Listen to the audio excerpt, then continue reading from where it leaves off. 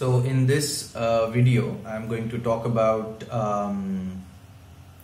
Mahabharata, the second book of Mahabharata, which is in the syllabus of Bardhaman University, first sem, CC1.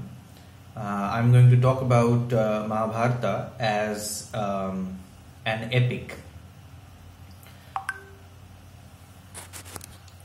Okay, so we will try to first ascertain what are the various features of an epic usually is, and then we will try to see if Mahabharata in overall, not just the first or the second book, but how in its entirety it can be called as an epic.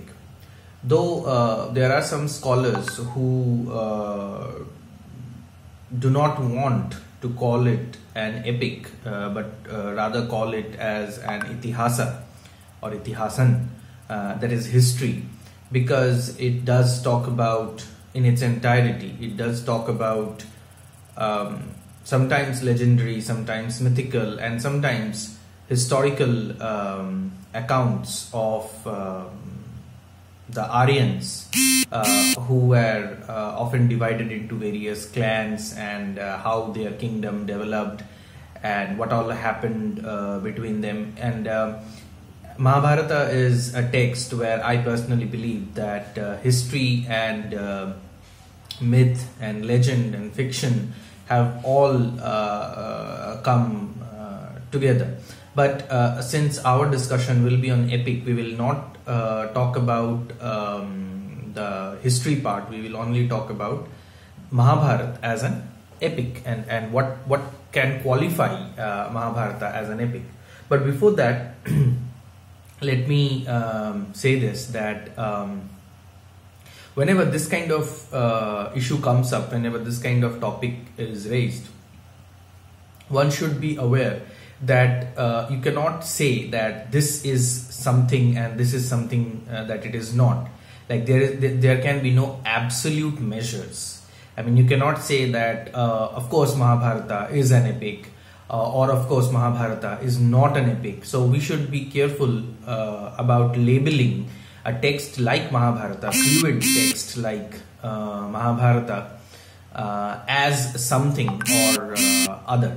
So one of the basic features of an epic is usually the depiction of war, and in Mahabharata we find a depiction of war that goes on, not in the second book itself, but later in the books we do find that there is war of a huge scale between the Pandavas and the Kauravas. However, even in the second book, if we want to press the second book itself as a part of the epic, then we can say that there have been wars depicted in the second book as well.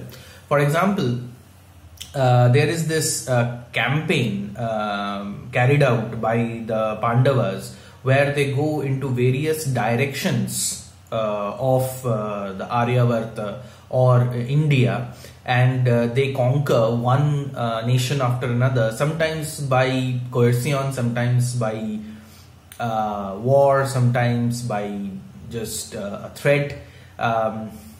So there have been hints, there have been some depictions of battles and in a general sense of war between the Pandavas who are going on this Ashwamedha Yagya to establish their supremacy, establish their sovereignty on all over the world, to say. Then there is this battle between Jarasandha and Bhim, and this battle is also a part of this Ashwamedha Yagya, and it was Krishna who helps the Pandavas to win this battle, which some might say that was won by some unfair means. So in a sense, a lot of unfair means that will be ultimately adopted in the epic, in the later parts of the epic, was hinted at this introductory part of Mahabharata. Now,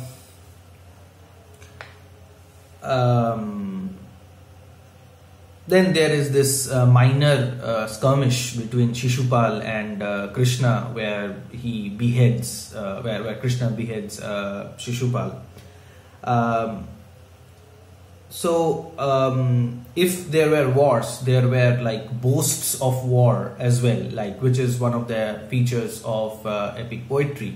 In many of the epic poetry poems, you would find a lot of boasts being made by the heroes or the villains or the protagonists involved in the war.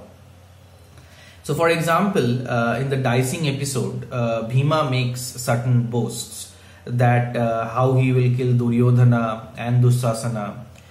Bhima says that he will kill Dussasana and drink his blood. He also says that he will break the thighs of Duryodhana. So these boasts are there in Mahabharata, and they are also they also make Mahabharata qualify as kind of an epic.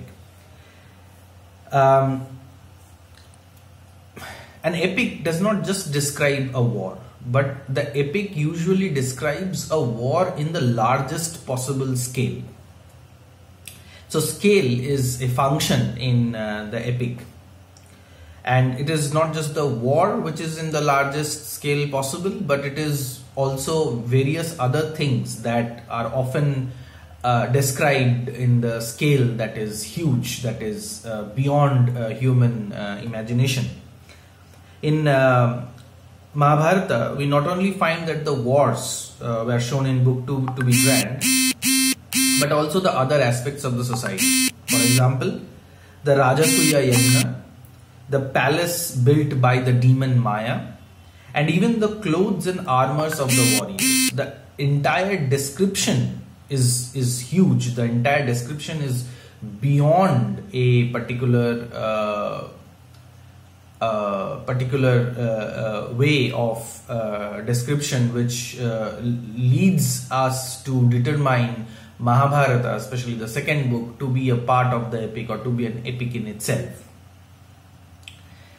Now, Mahabharata can be considered entirely to be a political document, and the entire book 2 is filled with political intrigues. While Krishna intrigues with Pandavas to kill Jarasandha, Duryodhana intrigues with Shakuni to bring the downfall of the Pandavas. We have seen from the very beginning that the Kauravas were plotting against the Pandavas. So political intrigues are an integral part of epics. Epics are usually built around these broad, deep political intrigues, and we find them here as well. So like any other epic, we find Mahabharata to be full of digressions. Digression, what is digression? Digression is a process, or digression is a device with the help of which one, while telling one history, while telling one story, people often wander into other stories or other descriptions, other stories, character histories, and so on and so forth. For example, the story of Jarasandha's birth or the story of Maya are not directly relevant to the plot of the epic, but they are tangentially associated with the same, and hence they have been mentioned. But we can consider Jarasandha's story and Maya's story to be digressions. Now, in Mahabharata, we find the interference of gods and demons in the activities of the humans. For example, Krishna provided clothes to Draupadi when her honor was at stake. Similarly, it was the demon Jara who saved Jarasandha. So, Deus ex machina, or the interference of the supernatural interference, is a part of epics. And so, in this epic as well, we find an interference by some supernatural agencies into the human affairs. The length of Mahabharata is huge, but book 2 itself is not that big. Like in itself it is not an epic, but it's a part of an epic, and the entire length of Mahabharata is of course huge. However, the book 2 also consists of approximately 2387 verses. According to Vivek Debroy in his book The Mahabharata, published in 2011.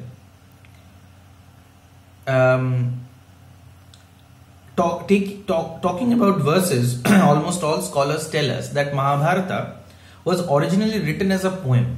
So epic, all epics were originally composed as poems. So this is no different.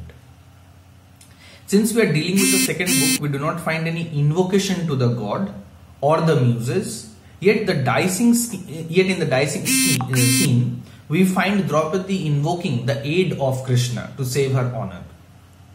So this invocation thing is somehow incorporated, though not in the beginning of the but at the end of, or towards the end of the book. The reason as to why Mahabharata is often known as history or Itihasan is because it tries to give us the true picture of the contemporary society.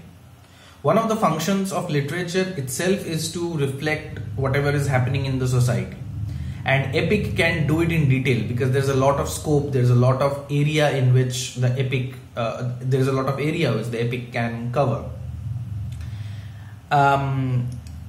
We find in the verses of the second book the following things.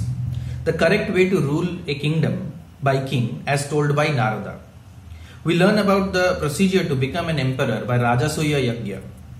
We come to know about the condition of women in the society through Draupadi. It is amazing to note that in Mahabharata, no one is idealized.